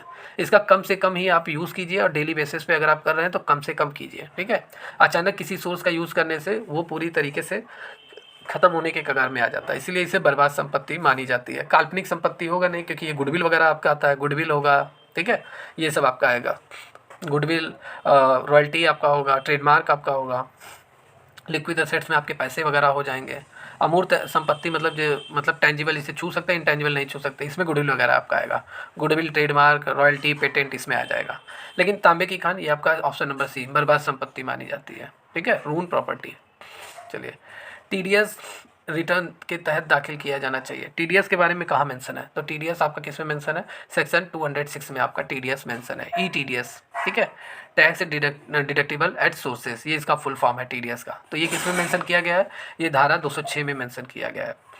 ठीक है, या थोड़ा फास्ट यहाँ पे हम लोग देखेंगे। उच्च शिक्षा के लिए अगर आपने कोई लोन वगैरह लिया हुआ है, ठीक है, तो किस मतलब धारा के अंतर्गत आपको छूट मिलेगी? ये इससे पहले वाले क्वेश्चन में मैं डिस्कस कर चुका हूँ। तो धारा 80E के तहत आपको छूट मिलेगा। तो D is the right answer of this question. कौन सा कर योग्य अनुलाभ है, कौन सा पर्सिक्विट्स आपको मिल रहा है जो आपका पूरी तरीके से टैक्सेबल आपका होगा? ठीक है, क्या होगा आपका? टैक्सेबल होगा। कौन सा अनुलाभ, कौन सा बेनिफिट आपका क्या होगा? टैक्सेबल होगा। ऑप्शन नंबर ए यहाँ पे दे रहा है, पहले इसको समझिए। देखिए, सेना, भारतीय सेना में कार्यरत कारपोरल सिंह को दिया गया मुफ्त राशन का मूल्य, तो ये पूरी तरीके से सरकारी कर्मचारी है, भारतीय सेना का मेंबर है, इसे जितना मुफ्त राशन मिलेगा ये टैक्सेबल नहीं होगा, टैक्स फ्री होगा। दीपा को निवास और कार्यालय की आने जाने की जो निःशुल्क वाहन सुविधा प्रदान की जाती है, जहाँ पर भी वो काम कर रही है, निःशुल्क है, पूरा यहीं पे लिखा हुआ है, तो ये भी टैक्स फ्री रहेगा। ठीक है, वर्ष के दौरान अमित द्वारा अपने परिवार के लिए चिकित्सा व्यय की पूर्ति, तो ये भी टैक्स फ्री होता है। कटौती की मांग करेगा तो इसे मिलेगा। ठीक है, 80E के तहत, 80D के तहत। ठीक है, 80D मैंने पढ़ाया है ना, या और लेकिन ये आपका क्या है? कंपनी के प्रबंधक है श्री वर्मा, और किसी प्राइवेट कंपनी में है, सदस्यता इन्हें मिली है, शुल्क का भुगतान मिल रहा है, तो ये पूरी तरीके से ये बेनिफिट क्या, ये जितना भी इन्हें शुल्क मिलेगा, ठीक है, वो प्रभारी जितना पैसा ये कमाएंगे अपनी फीस वगैरह, ठीक है, तो ये पूरी तरीके से टैक्सेबल होगा। ओके, तो A is the right answer of this question.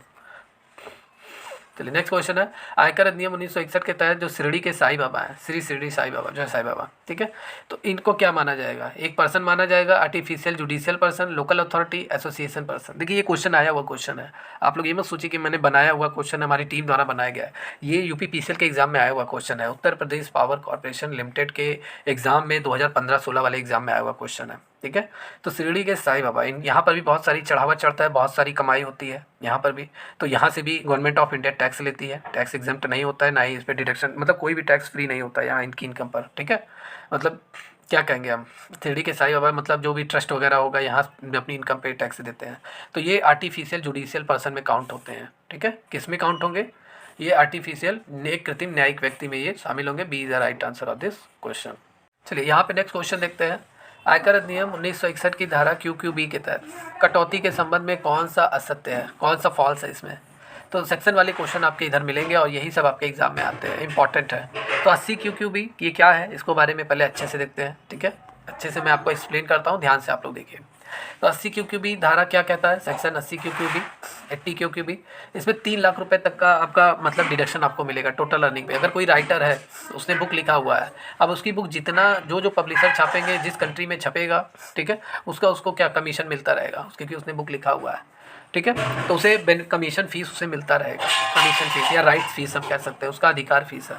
तो 3 लाख रुपए डिडक्शन मिल सकता है, या अगर रॉयल्टी उसे मिल रही है, रॉयल्टी की राशि जो भी कम होगा वो उस पर कटौती की मांग कर सकता है।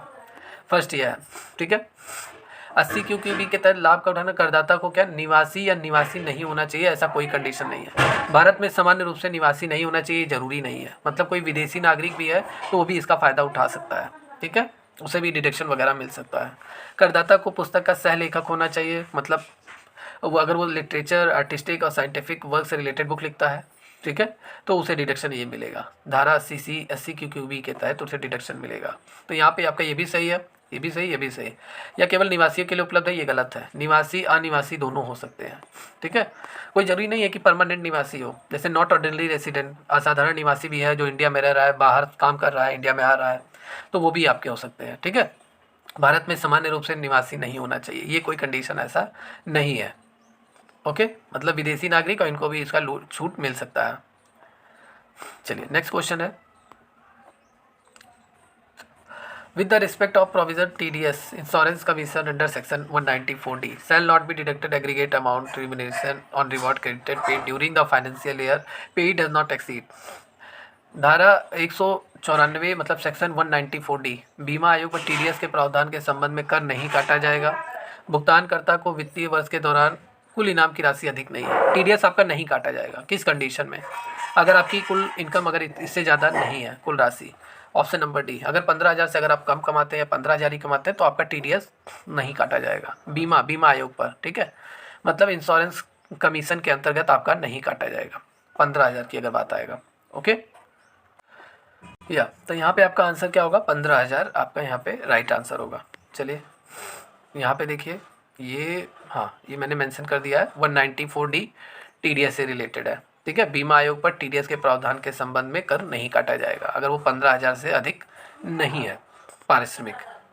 चलिए नेक्स्ट क्वेश्चन है, धारा 194 प्रतिभूतियों पर ब्याज के अलावा ब्याज पर TDS से संबंधित प्रावधानों के संबंध में स्रोत पर कोई कर नहीं काटा जाएगा यदि वित्तीय वर्ष के दौरान भुगतानकर्ता द्वारा प्राप्तकर्ता को देय ब्याज से अधिक नहीं है, ठीक है। अगर जैसे एक होता है डिडक्टर और एक होता है डिडक्टी। डिडक्टर मतलब काटने वाला, और डिडक्टी जो मतलब जो काम कर रहा है कहीं, जो TDS जिसकी सैलरी पे TDS कट रहा है वो डिडक्टी आपका होता है, ठीक है।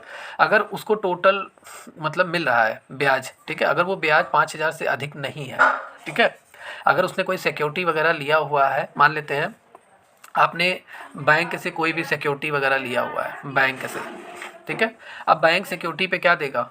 इंटरेस्ट आपको देगा मूलधन के साथ। तो ये इंटरेस्ट अगर 5,000 से अधिक नहीं है, समझिएगा इसको, 5,000 से अधिक नहीं है तो इस पर कोई भी आपका TDS नहीं काटा जाएगा, ठीक है। तो ये किस में मेंशन है? सेक्शन 194A में मेंशन है। सेक्शन 194 क्या कहता है, जरा इसको ध्यान से देखिए आप। धारा भारतीय आयकर अधिनियम 1961 की धारा 194A में कहा गया है कि व्यक्ति ब्याज स्रोतों पर कर का भुगतान करने के लिए उत्तरदायी है, ठीक है। टोटल इंटरेस्ट पे आपको टैक्स देना पड़ेगा। इस ब्याज में बैंकों द्वारा सावधि जमा, अग्रिम और ऋण पर चुकाया गया ब्याज, अनसिक्योर्ड लोन पर भुगतान किया गया ब्याज, ये सभी शामिल है, इस पर आपको टैक्स देना पड़ेगा। लेकिन प्रतिभूतियों को ब्याज को शामिल नहीं किया गया, मतलब सिक्योरिटीज़ पे आपका इंटरेस्ट जितना बनता है वो शामिल नहीं किया गया है। सेक्शन 194A में कहा गया है TDS से संबंधित प्रावधानों के संबंध में कोई भी कर नहीं काटा जाएगा ब्याज को लेकर अगर वो 5,000 से अधिक नहीं है। तो यहाँ पे A is the right answer of this question. चलिए यहाँ पे नेक्स्ट क्वेश्चन है, यहाँ पे वेतन पर TDS का प्रावधान आयकर अधिनियम 1961 की धारा के तहत किया गया, मतलब सैलरी पे आपका जो TDS कटता है वो किस सेक्शन में मेंशन किया गया है, किस सेक्शन में? तो यहाँ आपका सेक्शन 192 में मेंशन किया गया है। TDS आपका कटेगा आपकी किस पे? आपकी सैलरी पे, कहीं पर भी आप काम कर रहे हैं तो वो किस में मेंशन है? सेक्शन 192 में मेंशन है, ठीक है। या तो आयकर अधिनियम 1961 धारा 192 वेतन पर कटौती मतलब TDS से संबंधित है, ठीक है। और TDS आपका कौन काटेगा? जहाँ पर भी आप काम कर रहे हैं, किसी कंपनी में काम कर रहे हैं तो कंपनी आपका TDS काटेगा सैलरी पे। और सैलरी पे TDS कैसे कटता है? जैसे आपका स्लैब रेट रहता है इनकम का, इनकम टैक्स का, वैसे ही आपका TDS भी कटता है। अभी जो ओल्ड टैक्स रिजीम चल रहा है, 2.5 लाख से अगर आपकी कम है तो कोई TDS नहीं कटेगा, 2.5 लाख से अबव रहेगा तो 60 वर्ष से कम है तब आपका TDS कटेगा, 3 लाख यदि 60 वर्ष से अधिक 80 से कम है तब आपका टैक्स कटेगा, ठीक है। ये छूट सीमा है, ठीक है। जब एक कर्मचारी की कर योग्य आय अर्थात सकल कुल आय में कटौती मूल्य सीमा से अधिक है, जो कि ठीक है 3 लाख है और 60 वर्ष से अधिक आयु के हैं, 80 से कम, ये सीनियर सिटीजन वाले आपके हैं जिनका 3 लाख रुपए तक नील रहता है, मैंने आपको पढ़ाया है ओल्ड टैक्स रिजीम, ठीक है। और ये इंडिविजुअल वाले हैं जो 18 से 59 साल 60 साल तक के वाले हैं, ठीक है। अगर इनकी 2.5 लाख रुपए इनकम है तो कोई भी टीडीएस नहीं देना पड़ेगा। Senior citizen 3 lakh, super senior citizen जो 80 साल से ऊपर वाले, इनकी 5 लाख की इनकम पे कोई भी टीडीएस नहीं देना पड़ता है। ओके, तो ये आपका हो गया। तो ये फार्मूला होता है टीडीएस का कैलकुलेशन, मतलब estimated total tax liability upon period of employment, कितना टोटल टैक्स लायबिलिटी इनकी बन रही है और कितने साल तक इन्होंने काम किया हुआ है। ये फार्मूला कई बार पूछा जाता है, इसको लिख लीजिए आप। चलिए नेक्स्ट क्वेश्चन है, कर्मचारियों को दिए गए वेतन पर स्रोत में काटी गई राशि जिस माह में काटा गया है उस माह के भीतर आयकर विभाग में जमा किया जाएगा।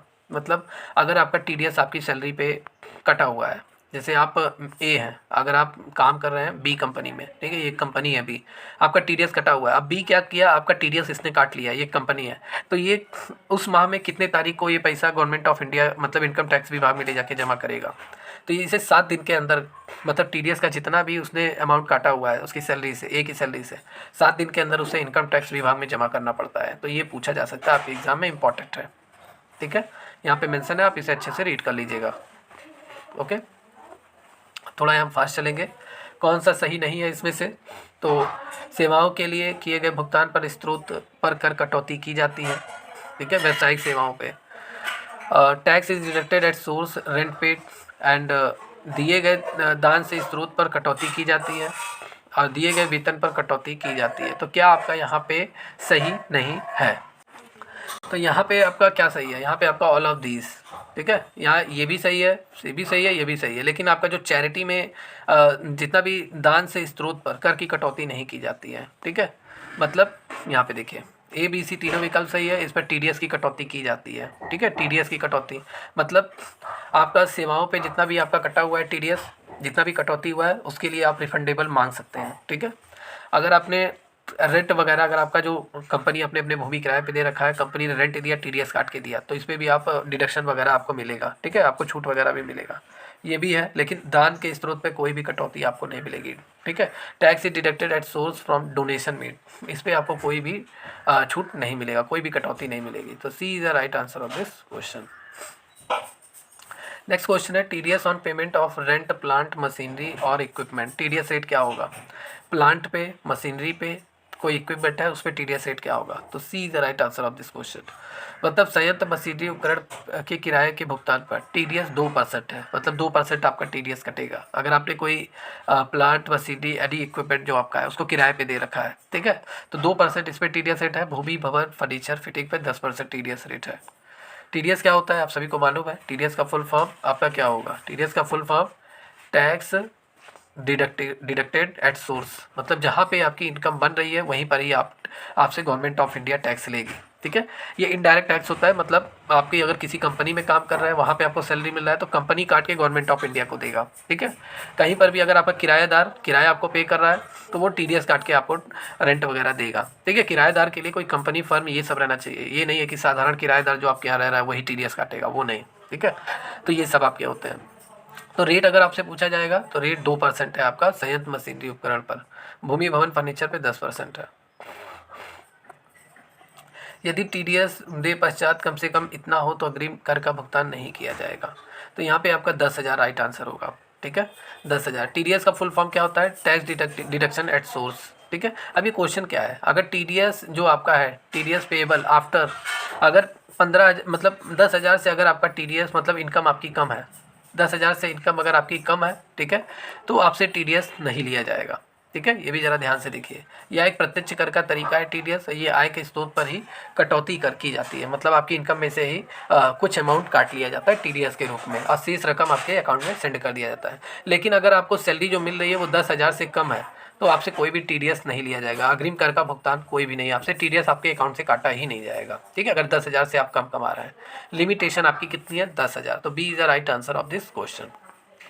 ओके, नेक्स्ट क्वेश्चन है, the certificate of deduction of tax at sources to be furnish under section 203 shall be in the form, मतलब धारा 203 के तहत प्रस्तुत किए जाने वाले स्रोत पर कर कटौती का प्रमाण पत्र धारा 192 के तहत कटौती या भुगतान के संबंध में फॉर्म संख्या कौन सा भरना चाहिए, ठीक है। तो धारा 203 के तहत जो भी आप इनकम टैक्स रिटर्न फाइल दायर करते हैं, ITR दायर करते हैं इनकम टैक्स रिटर्न के लिए, तो कौन सा आपको कटौती के लिए जो जिस पे आप कटौती मांग रहे हैं, ठीक है, धारा 192 के तहत, और धारा 192 में टीडीएस का मेंशन है, टीडीएस आपका काटा गया है। तो इसके लिए आपको कौन सा टीडीएस का जो मतलब रकम है जो आपके अकाउंट से कट गया है सैलरी आपको मिलते समय, तो उसके लिए कौन सा, उसके रिफंडेबल के लिए कौन सा फॉर्म आप भरेंगे, तो फॉर्म 16 और 16A वाला फॉर्म आप भरेंगे, ठीक है। फॉर्म नंबर आपका क्या होना चाहिए, 16 होना चाहिए, और under section paid form number 116A आपका होना चाहिए, ठीक है। यहाँ पे देखिए एक्सप्लेन किया गया, इसको आप अच्छे से रीड कर लीजिए। देखिए नेक्स्ट क्वेश्चन है, नेक्स्ट क्वेश्चन आपका क्या है, हाँ next question, if immovable properties purchase, अगर आपने कोई अचल संपत्ति 18 जून को खरीदा है तो खरीद पर टीडीएस जमा करने की देय तिथि आपकी क्या होगी। मतलब खरीदा है तो टीडीएस जमा करने की, मतलब जिससे आपने खरीदा होगा, मान लेते हैं आपने ये लैंड खरीदा, आप ए है, आप बी से ये लैंड खरीद रहे हैं, तो बी को आप पैसा देंगे तो टीडीएस काट के पैसा देंगे, क्योंकि जहाँ पे बी की इनकम होगी, भाई ये बी लैंड अपना भूमि बेच रहा है, आप खरीद रहे हैं, तो आप जितना पैसा देंगे तो कुछ टीडीएस इसका काट कर ही आप इसको पैसा देंगे। तो टीडीएस आप कब जमा करेंगे गवर्नमेंट ऑफ इंडिया में, ठीक है। तो ये आपको 30 जुलाई तक आपको जमा करना पड़ेगा। कब, 18 जून को आप खरीद रहे हैं और अगले महीने की लास्ट डेट तक आपको ये पैसा जमा करना पड़ेगा गवर्नमेंट ऑफ इंडिया में, ठीक है। गवर्नमेंट ऑफ इंडिया के इनकम टैक्स डिपार्टमेंट में आपको 30 जुलाई तक, ड्यू डेट आपका क्या होता है, नेक्स्ट मंथ के लास्ट तारीख तक आपका ये ड्यू डेट आपका रहता है। तो 30 जुलाई तक आपको ये इनकम टैक्स डिपार्टमेंट में जमा करना पड़ेगा, ठीक है। ये देखिए यहाँ पे दिया गया है 13 जून को अगर क्रय किया गया है तो जितना भी टीडीएस कटा हुआ है वो 30 जुलाई तक वो जमा करना पड़ेगा। नेक्स्ट क्वेश्चन है, जो व्यक्ति वेतन का भुगतान करने के लिए उत्तरदायी है, व्यक्ति के स्रोत पे कटौती के लिए उत्तरदायी है, या प्रावधान किस पे लागू होता है। मतलब ये टीडीएस की बात कर रहा है, ठीक है। मतलब कोई भी व्यक्ति अगर वो सैलरी कमा रहा है, सैलरी उसकी जनरेट हो रही है और स्रोत पर कटौती के लिए भी उसे डिडक्शन वगैरह भी मिलेगा, तो ये सभी लोग इसके अंडर में आएंगे। कंपनी भी आएगा, हिंदू अनडिवाइडेड फैमिली फर्म भी आएगा, ये सभी आपके आएंगे, ठीक है। या यहाँ पे पूरा मेंशन किया गया है, इसको आप अच्छे से रीड कर लीजिए, okay.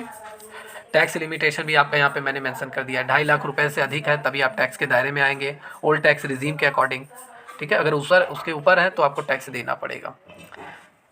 TDS return is a form reported submitted to, TDS की रिपोर्ट जो है वो सबमिट की जाती है, किसके द्वारा सबमिट की जाती है, TDS return is a report submitted to, तो ये टैक्स अथॉरिटी कर प्राधिकार के पास ये जमा किया जाता है। टीडीएस का रिटर्न जो आईटीआर फाइल आप जो दायर करेंगे, आईटीआर इनकम टैक्स रिटर्न जो फाइल आप भरेंगे, फॉर्म वगैरह भरेंगे, अप्लाई करेंगे, वो टैक्स अथॉरिटी मतलब इनकम टैक्स डिपार्टमेंट में टैक्स अथॉरिटी के पास आपको उसकी रिपोर्ट जमा करना पड़ेगा। तो C is the right answer of this question, okay.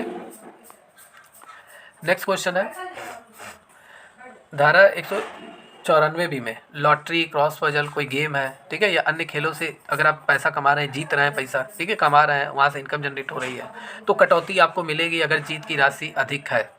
कितने की कटौती मिलेगी, 30% आपको टोटल। अगर आपने 1 लाख रुपए मान लेते हैं केबीसी में आप गए और 10 लाख रुपए आप जीत गए, 10 लाख, तो 30% कट जाएगा, मतलब 7 लाख रुपए आपके अकाउंट में आएगा, ठीक है। और 10,000 लिमिटेशन है, कम से कम अगर आप 10,000 कमा रहे हैं तो आपको 10,000 मतलब कम से कम 10,000 आपको डिडक्शन मिलेगा और 30% भी आपको मिलेगा, ठीक है। 30% 10,000 दोनों आप मान के चलिए, ठीक है। अगर जीत की राशि अधिक नहीं है, मतलब 10,000 से अधिक अगर आप कमा रहे हैं तो इस इनकम पे आपका 30% आपका पूरी तरीके से क्या कटौती अगर आपको मिलेगा 30%, ठीक है, 30% मिलेगा, कम से कम 10,000 और 30% दोनों में से, ठीक है। यहाँ देखिए, यहाँ पे मेंशन है आयकर अधिनियम 1961 की धारा 194 में बी में ये मेंशन है कि किसी व्यक्ति की आय अगर उसे गेम वगैरह से होती है तो उसकी आय को टोटल इनकम में उसका ऐड किया जाएगा, और अगर वह आय 10,000 से अधिक है तो इस दशा में भुगतान करने वाले को 30% की दर से टीडीएस पे उसकी इनकम पे जो 30% कटेगा, जो टीडीएस कटता है, वो उसको डिडक्शन वगैरह मिलेगा, ठीक है। तो यहाँ C is the right answer of this question. Last question, 2 question और है। टैक्स डिडक्टेड एट सोर्स, स्रोत पर कर की गई कटौती क्या माना जाता है, तो ये आपका क्या ट्रीटेड एज रिसीप्ट आपका माना जाता है, ये खर्च और लाभ नहीं माना जाता है, ये आपका रिसीप्ट ही माना जाता है, प्राप्ति। ऐसा क्यों है, देखिए, स्रोत पर कर कटौती मतलब टीडीएस की अवधारणा, ठीक है, आय के स्रोत पर कर एकत्र करने के उद्देश्य से पेश किया जाता है। एक व्यक्ति जो डिडक्टर होता है दूसरा व्यक्ति की इनकम पे जो टैक्स काटता है, ठीक है, कटेगा, वह केंद्र सरकार के खाते में जमा कर देगा। तो एक तरीके से ये आपका क्या है, ट्रीटेड एज रिसीप्ट, गवर्नमेंट के लिए क्या माना जाएगा, ये ट्रीटेड एज रिसीप्ट आपका माना जाएगा, ठीक है। तो ये स्रोत पर कटौती गवर्नमेंट के लिए तो इनकम रहेगा, लेकिन एक समय बाद जब आप डिडक्शन के लिए अप्लाई करेंगे, डिडक्शन के लिए आईटीआर फॉर्म फिल करेंगे, तो आपको बाद में ये पूरा टीडीएस का अमाउंट मिल भी जाता है। ठीक है, तो ये एक तरीके से आपका प्राप्ति ही माना जाएगा। जैसे टैक्स की चोरी बचाने के लिए गवर्नमेंट टीडीएस वगैरह आपके अकाउंट से काटती है, पहले ही काट लेती है। जैसे बाद में क्या होता है, सब लोग क्या करते हैं, 2 लाख रुपए चैरिटी में जमा करेंगे, 2 लाख रुपए, और दिखाएंगे 10 लाख मैंने दान में दिया हुआ है, और ये 10 लाख पूरा डिडक्शन ले लेंगे। तो टैक्स की चोरी हुई ना, इसलिए गवर्नमेंट टीडीएस काट लेता है। ठीक है, नेक्स्ट क्वेश्चन है, the pair will use a certificate, मतलब भुगतानकर्ता अदाता को कौन सा फॉर्म देता है और जो प्रमाण पत्र प्रदान करेगा टीडीएस के लिए क्रेडिट मिलेगा, उसकी कर देता सीमा कम से कम हो जाएगी। इसको ज़रा ध्यान से समझिए। जैसे आप कंपनी में, किसी कंपनी में काम कर रहे हैं, तो कंपनी आपकी सैलरी काटेगी, सैलरी में से टीडीएस काटेगा, और आपको एक सर्टिफिकेट वगैरह भी देगा टीडीएस का। ठीक है, और आपको एक फॉर्म वगैरह भी देगा कि इस फॉर्म को आप भरिए और आयकर विभाग में आप जमा कर दीजिए या ऑनलाइन आप सबमिट कर दीजिए, आपका टीडीएस जितना भी रहेगा वो पूरा आपको मिल जाएगा, जितना भी आपका कटा रहेगा। तो भुगतानकर्ता अदाता को कौन सा फॉर्म देगा? ठीक है, फॉर्म में प्रमाण पत्र देगा, सर्टिफिकेट देगा। ठीक है, तो ये आपका D is the right answer of this question. Form 16 उसे देगा, एक प्रमाण पत्र के रूप में जारी करेगा। यहाँ पे इसका डिटेल एक्सप्लेनेशन देखते हैं, अभी सब आपको समझ में आएगा।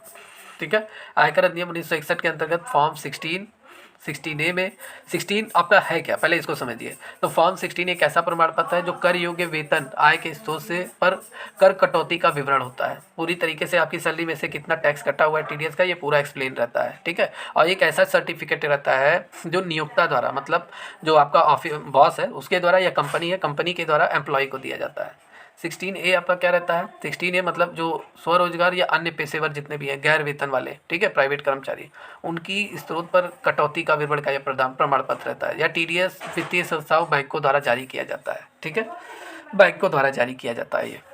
ओके, 16A, तो 16 और 16A एक ऐसा ही सर्टिफिकेट होता है, जारी किया जाता है, जिसमें टीडीएस क्रेडिट आपको मिलेगा। बाद में टीडीएस आपको रिफंड मिलेगा जब आईटीआर आप दायर करेंगे।